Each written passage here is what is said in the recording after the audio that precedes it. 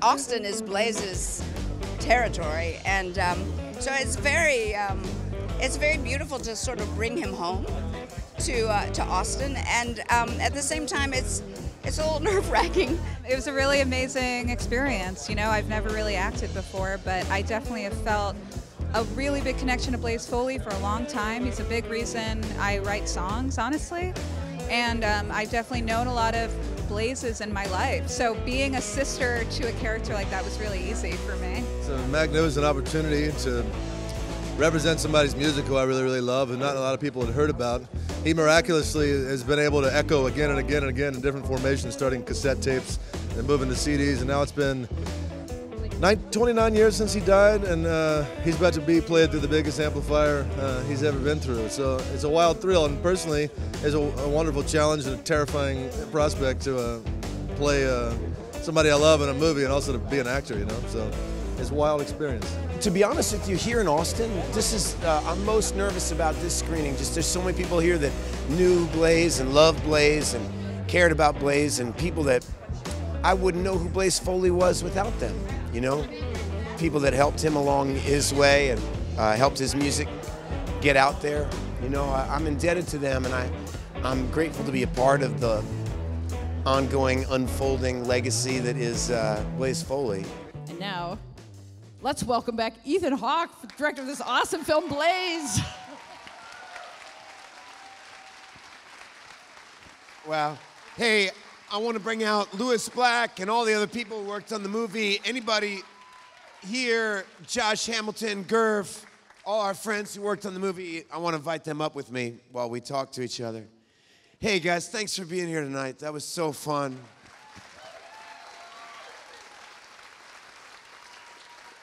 Sybil, you coming up? Go through there. Go through there. Richie, come on up, yeah. We have some mics set up here in the...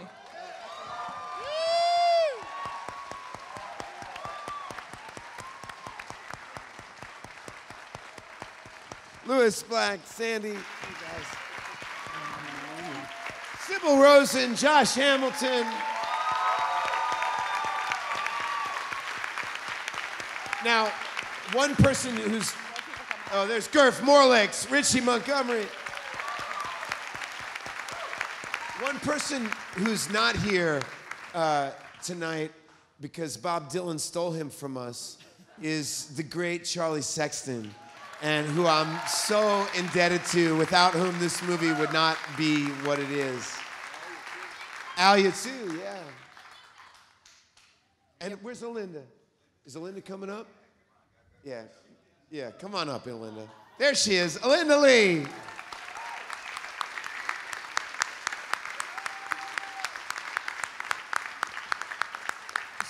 Not terribly organized, sorry.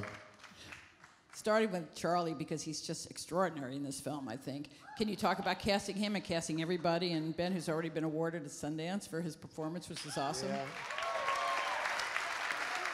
But in the great light that is Ben Dickey's performance, sometimes one of the essential elements of this movie working is Charlie and his musical contribution, his intelligence, his knowledge of Austin and the music scene, and all this is in his blood, and he gave it to us, and we used it, and we're really indebted to him. And he played my roommate in Boyhood, and we had this fascinating moment while we were working on the movie, not moment, but series of moments, where I realized how serious he was about acting, how much he loved it, and he kept talking to me about it and telling me about acting lessons that he was taking, and he had these opinions about acting that I found so interesting.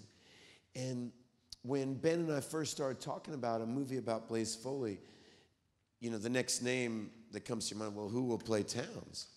And I started thinking, well, I remember saying, God, there's only one name that popped up. And it was like, well, I wonder if Charlie would do it, you know?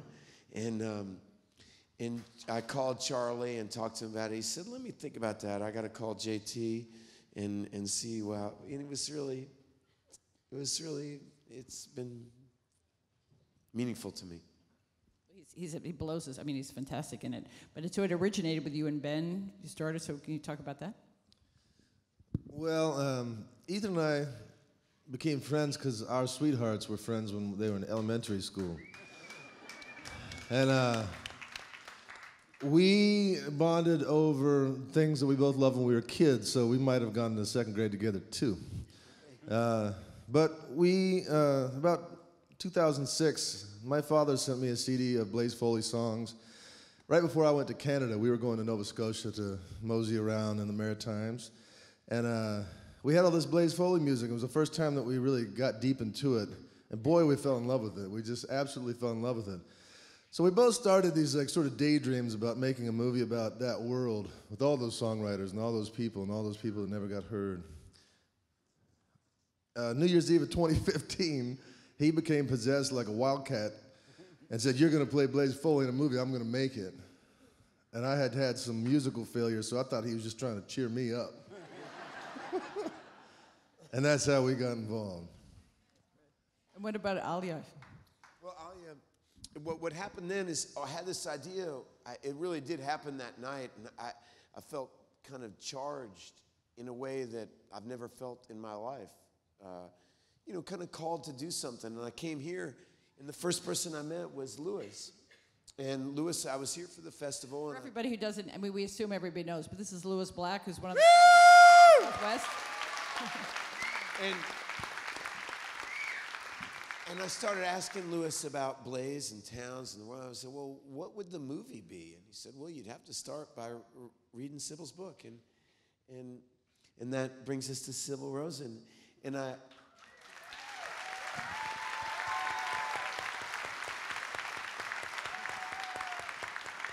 my wife and I, when we read her memoir, there's a feeling that book has.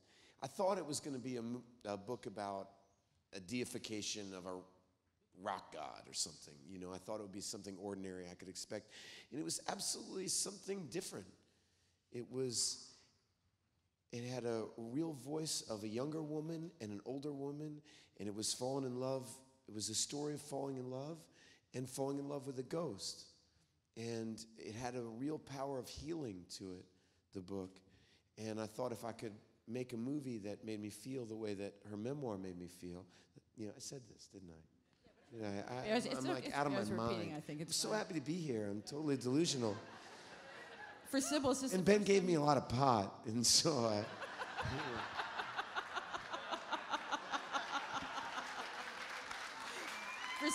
For Sybil, is this the first time you're seeing it, or is this maybe the second time you're seeing it, or third? It's the 6th time I've seen it. Yeah. And how's it feel? It's so indescribable. It's so difficult to explain.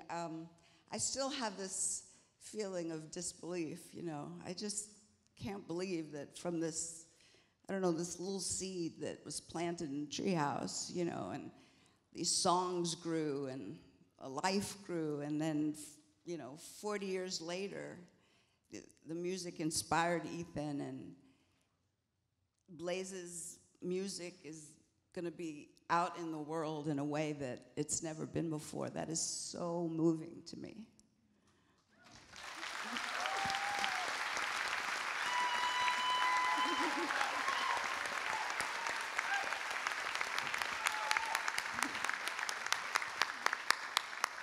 For you upstairs, too, we have mics down here. If you'd like to ask a question, you're welcome to come down. Go ahead. Thank you, Ethan, for making this movie. It's important for a new generation of people to learn about Blaze Foley, including myself, so thank you.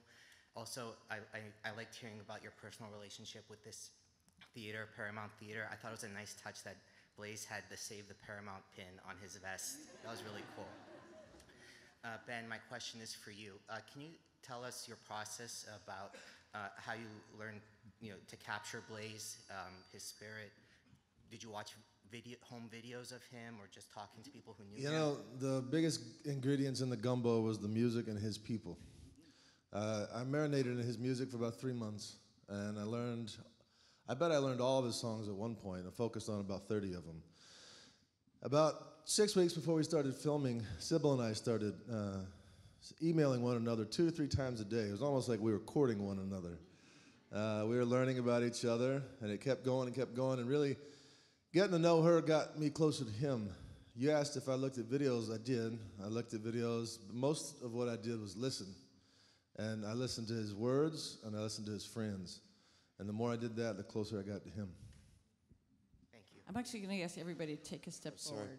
You know, Thank you. Gerf Morlix is here with us tonight, and one of the most amazing, yeah.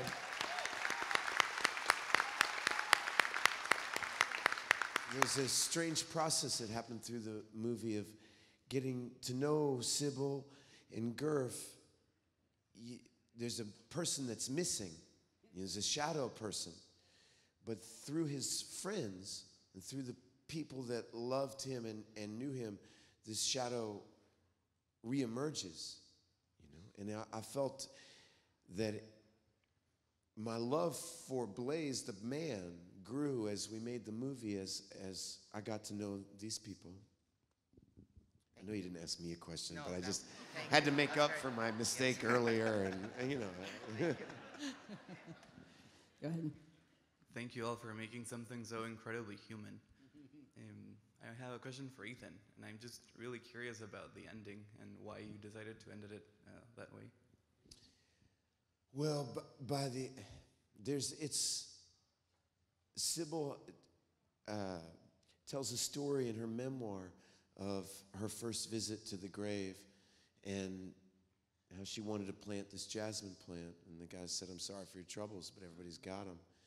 And it seemed to me the perfect line to a blues song. I mean, and that in a lot of ways, when I was looking for how to make this movie, I just thought of it like a blues song. And so that exchange became the obvious way to end the movie. In a lot of ways, there's something else too about Charlie's line about Blaze understood the value of zero. We live in a world where everybody worships success and money, and they see that as some kind of triumph. And yet that's just as transitory as anything else, and not really substantive. And for people that are seeking the substantive, that's how I see Blaze and Towns. That's how I see what's valuable about their legacy, is the seeking of truth. And in a world that tries to pat everybody in the back for things that sometimes aren't the truth. Thank you. Yeah, thanks. That's beautiful. That's all I'm saying, because I want to interrupt, because one thing, because I know, Louis, you've been talking about Blaze Foley for years, and I didn't know whether the relationship came from the memoir or before the memoir, or... I knew Blaze back in the day, and it would be interesting because sometimes I'd see Blaze and he'd be really friendly and we'd sit and talk for a while, and sometimes he'd Blaze and he'd go, "Who the fuck are you? Get the fuck out of here, I hate your fucking paper." And it was like, okay. And it was pretty much a normal relationship with Blaze. And then Sybil and I have a friend in common, so I started South by the Chronicle, and I've been a film student, but then because of Margaret Brown and Be Here to Love Me, the film about Towns Van Zandt, I got into filmmaking. Bless Margaret and bless Towns. And then Kevin had me as a producer on the Blaze doc. And so I was really wrapped up in it, but then Sybil sent me a copy of her book, and I was thinking, again, I thought what you thought. I'm like, oh, well, it's going to be one of those, like, and then it just overwhelmed me. It was so beautiful, and they're ghosts here, man. South by is about ghosts. It's about Eagle Pinnell and Toby Hooper and Towns Van Zandt and Blaze Foley, and they're all, and Doug Somm and Clifford Antone, and they're all here. And anybody who's dumb enough to think it's just about us is just missing. You know, there's an army, and they're here all the time. And when I read that book, it just overwhelmed me. And I loved it, and I love Sybil, and when he's going, well, is there a story there? And it was like, are you kidding? And so it was really a privilege. Thank you.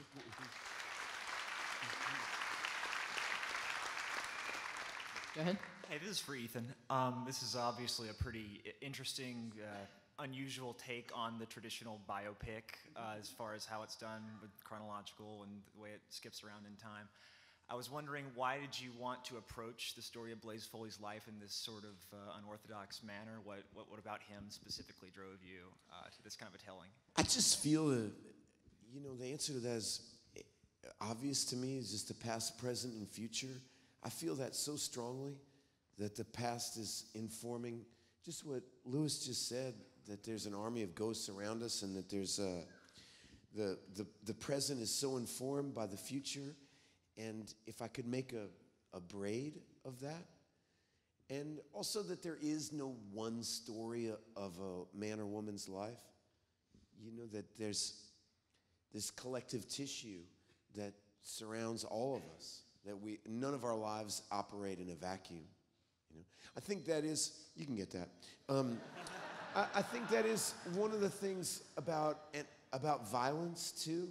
When a person, I think part of why we're all here tonight is when violence happens, there's like a vacuum, and that there's a wrong or something that humanity is trying to understand and trying to make sense out of. And there's a line that I sometimes miss. There's a lot of lines that I miss in the movie, but you know, both Blaze and Townes didn't live very long.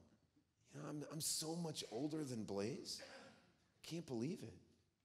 You know, imagine all that work they got done, and it's inspiring to me. But to answer your question, it seemed an obvious way to do it. You know, most movies want to, you know, people sometimes they say to me, why are you telling the audience that he's dead right at the beginning of the movie? Because I don't want a false narrative. You know, it's the truth. We're seeking the truth. It's not like the movie's the truth, but that we're all seeking it. Thanks. I can't wait to hear this question. There you I go. bet you can't. Well, you know, I've asked this question before. I've asked Garth, Garth about it, and my question is, what actually does the line mean, feeding the pigeons some clay? Garth, go ahead.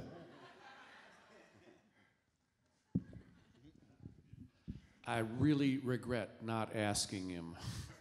It's always bothered me, and I could have so many times, and I just never did.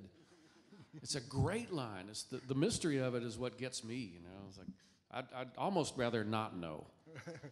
I think so too. The only theory that I've ever been able to come up with is that back during the Depression, when there is a deal I've read about feeding pigeons clay to make them slower so that you're able to catch them to eat them. That's the only reference that I've ever known about that, and that's the only, you know. I never heard that one. It is a strange mystery, though. Thanks. Oh, geez. We got one more I got person at the mic. dozens of them. Hi, Corpus Christi filmmaker Chris Olvera. I had a question real fast. I've never heard of Blaze till I saw this movie today, and I know a lot of people in my generation haven't. Piggybacking on what he said recently, and it was such a harrowing story, and I loved it. And the thing that I kept on coming back to was it was amazingly Texan. How much of this was actually filmed in Texas, or where was it filmed? I'm so glad you asked that question. Thank you so much. Richard Linklater wanted me to say this tonight, that if anybody critiques you about not shooting in Texas, don't yell at me, yell at your state representative. Yeah!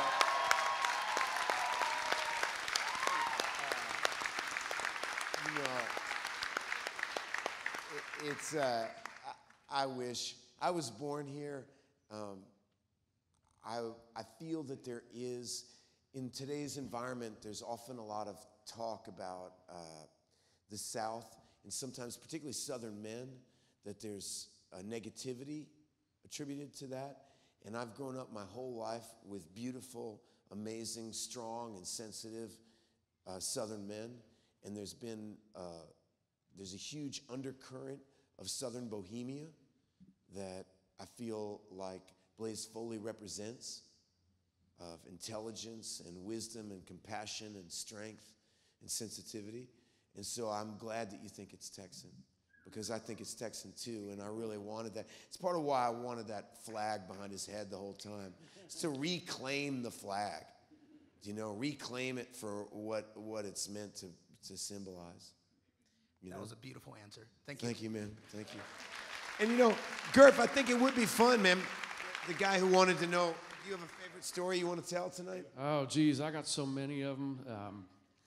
But I'll tell you about the time that I was driving from Houston to Austin with Blaze in the car with me. It was summertime, and it was just pouring down rain. It's a thunderstorm, and we had a blowout.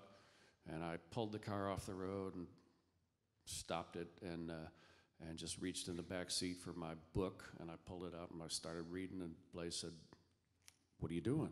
I said, "Well, I'm just going to read my book. I'm going to wait until the storm lets up a little, then I'll change the tire, then we'll go on." And he just had this nervous energy, you know, and he wanted a drink, you know, he wanted to get to Austin, and so he sat there for about 10 minutes kind of fidgeting. All of a sudden he said, "All right, goddammit, I'll change the tire. Give me the keys."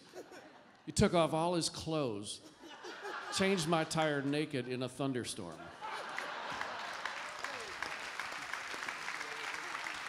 Yo, Gerf told me that story in between scenes.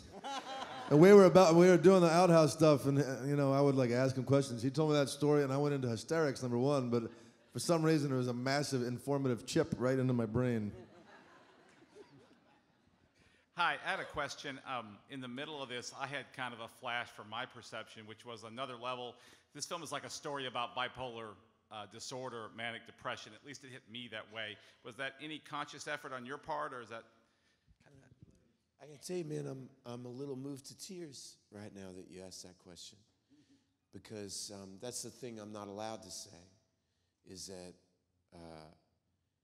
when I fell in love with Blaze's music and read Sybil's book, you know, the only reason I gave myself permission to work on this is because I have a lot of mental illness in my family, you know, and that I was raised by a man who loved country music and taught me about music and taught me about art and loved it and made my life wonderful. But also when I read Sybil's book, I was like, oh, I know this. I know this. And I gave myself permission to write about it and think about it, because I do honestly think, as much as there are major, major ghosts in this room tonight and with us, that those ghosts are not alone. You know, meaning that there's so many people that are touched and that are too sensitive. There's a line that we put in there where Town says, "I'm just saying he was available to that kind of experience. It doesn't mean he could handle it." Yeah. You know, and some of us are a little wide open. Yeah. You know, and it doesn't mean we can handle being wide open. Yeah. But I think that being bipolar is a big part of this movie. Thank you for the film, and don't be afraid, anybody, to get yourself help. Yeah. Heck yeah.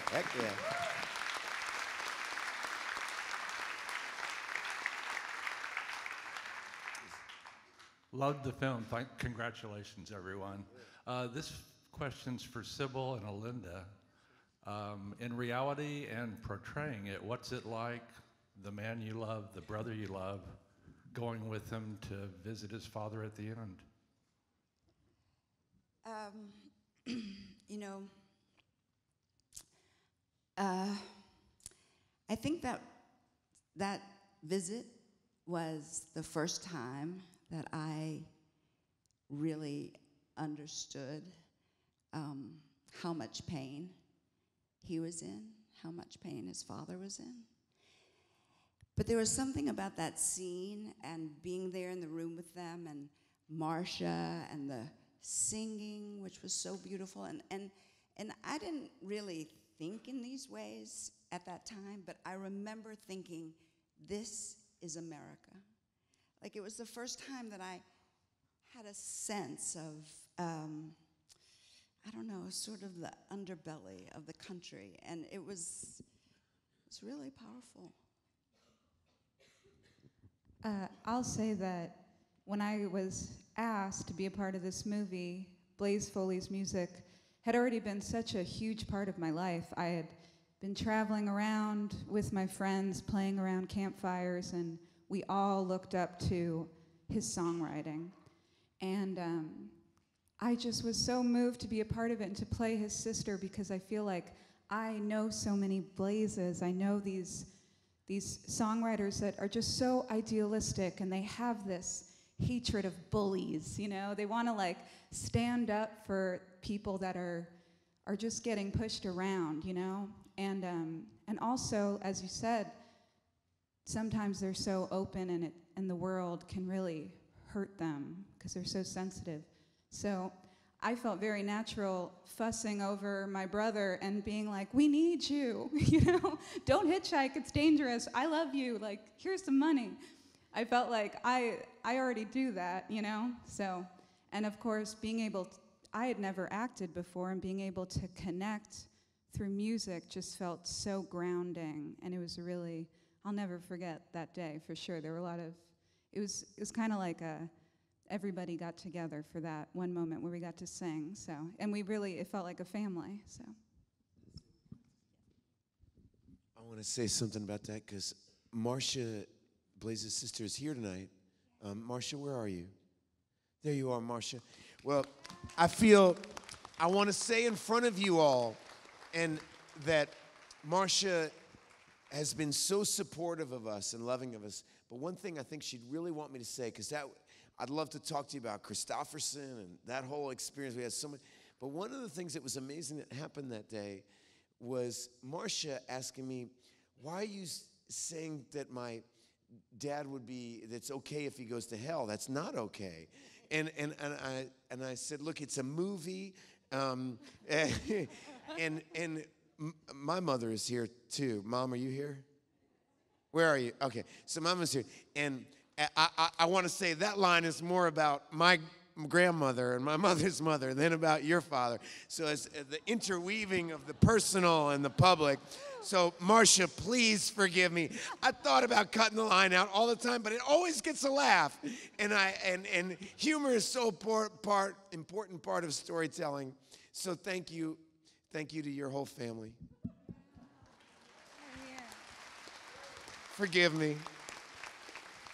And you know, we should also talk about, if we're going to talk about the outlaw country music scene, we have to say, I wish so bad Christofferson could be here tonight. You know, I mean, what a beautiful man. And my wife, who produced the movie, Ryan and I wrote to Lisa and Christofferson and told them about what it would symbolize. There's a symbolic value to his presence in the movie that is beyond just Blaze Foley's dad. There's a few legends left. There's a few lions left walking. And these people that we're all indebted to, one of the great songwriters of our time, you know, and to have him play your dad was a really beautiful experience. All right, well, I guess that we should end our Q&A, right? This has been amazing. We're going to let them set up the band. I won't be allowed to have any more drink. Oh, this is Jake Seal, our producer, our fearless producer, without whom the movie would not exist.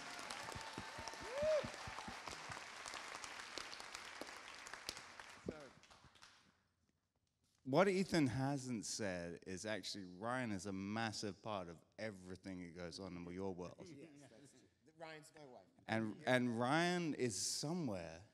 I don't know where. Ryan, where are you? Where are you, Ryan? Oh, come here, please. Please come here, because this is not for Ethan. She produced the movie. Ryan absolutely produced this fucking movie, so maybe you're not allowed to swear like that on stage. So it's really rare these days. Like, we talk about film, but we don't make films anymore. And actually, I thought it would be a really beautiful thing as a surprise for Ethan, but more for Ryan. Ryan, this way, baby. Okay. Come on. See how humble she is? To actually have a film. So this is a real, there's actually 7 reels from it, but it is a real reel. There's 7 reels. We only carried 1 because it was so damn heavy you can't, you know. Yeah, please. But but this is real film. And actually, Blaze was all about the reality and analog, and it made a lot of sense. So this is our gift to you. Thank you very much. The Hawks, everybody.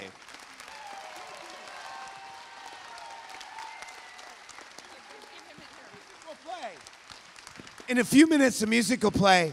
Thank you guys so much. This has been one of the best nights of my life. I really...